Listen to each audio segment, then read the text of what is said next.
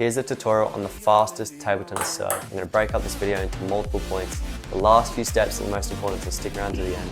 Let's get straight into it. Although this serve is very hard to execute, it still looks really cool and it's a pretty cool trick to pull off. The best versions of this serve that I've ever seen are right here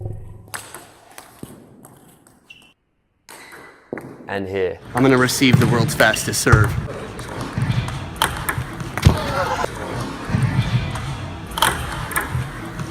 Credit to these guys. Despite it being a tricky serve to pull off, once you get it, it's really fun to do and to show people the fastest table tennis serve. It's definitely worth watching this video. Okay, the first step, as you can probably tell, is the positioning. For the fastest table tennis serve, you want to be diagonal, serving across the table. This is simply because it gives you more surface area on the table, as it's diagonal is obviously longer than straight down the line.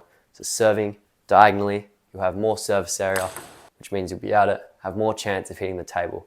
Because this serve is such a quick action, a quick shot and a quick serve, there's a high chance you're going to miss the table. So you want to have as much space as possible on the table, so there's more of a chance of the ball landing inside and it'll be your point. You can still do this serve straight down the table, down the middle, but it just gives you less space, a little bit less.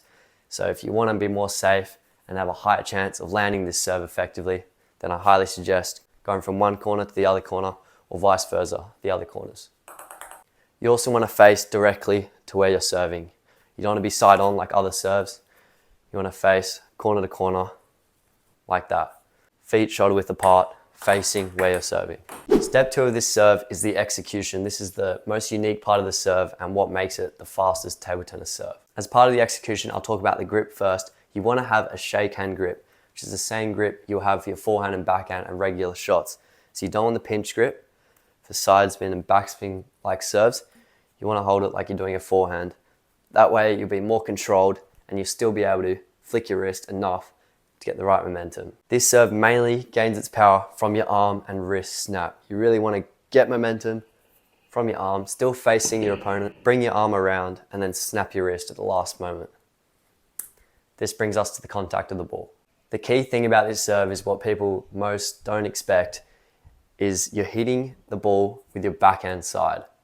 This is often confused where people think the fastest table tennis serve, they assume you're going to be hitting it like a topspin, kind of forehand serve, which is not true. You want to hit the ball on your backhand side. I'll show you how to do it. So you're facing corner to corner, but just for the camera's sake, I'm going to stand in the middle. Throwing at the ball, you don't want to throw it really high because it's going to be hard to get the right timing. So just throw it to the regulation height, which is, I actually have no idea, maybe 30 centimeters. Wait for the ball to drop. This is the key part. You want to flip your racket slightly. So you're hitting the ball underneath on your backhand side. It's the same for right-handers. I get a lot of commenters saying, what about for right hand? Everything I'm doing on my left hand, you just do identical on the right hand. Let the ball drop and hit the ball on the backhand side. But obviously, you're not hitting it like a backhand. You're just hitting it like a slice. You're kind of chopping, slicing at the ball, but you want to hit it on the backhand. The reason you do this is once you've hit the ball, it's going to immediately hit the table. And you're hitting it at such a high pace that it's going to skim on the table and skim across. The hardest part of this serve though is getting the right timing and the right height, or else your ball is just going to go flying. You don't want to curve your wrist all the way like this, or else it's just an awkward motion and it's probably going to hurt your wrist. But you don't want to keep your bat perfectly flat, or else you won't be able to get enough topspin and forward momentum to really create the fastest motion forwards for the ball. So this is the key motion. It's kind of like a tomahawk serve, but you're doing it flat. It's a snap of the wrist, hitting the ball on the backhand side to create that topspin over the ball. You want to ensure for this serve that you're contacting it low to the table. And as soon as you're hitting the ball, you want it to hit the table. Hit the ball here, give it some air time and it bounces there. Its next bounce is going to be 2 meters away from the table. So you want to ensure the initial bounce from the ball is very close to the line. That means the second bounce, which is going to be on your opponent's side, will make it. This serve is very hard to effectively execute because a lot of the time you hit the ball, it will land in the middle of your side and just go flying. You need to ensure the ball lands very close to your side so it actually lands in the table.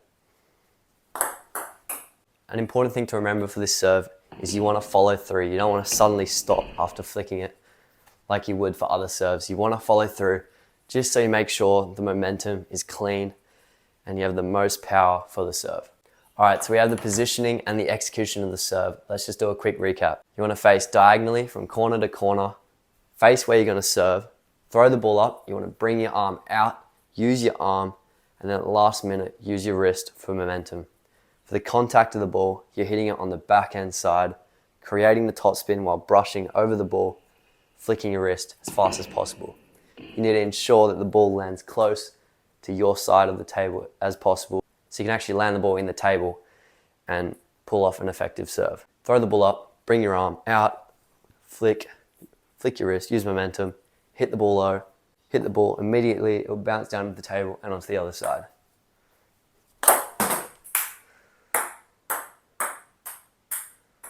As you can see, it's a very hard serve to pull off. Step 3 is placement. You obviously want to serve the ball long, and you need to serve the ball long. To pull off the fast aspect of this serve, you have to aim for the ball to hit their table as long as possible.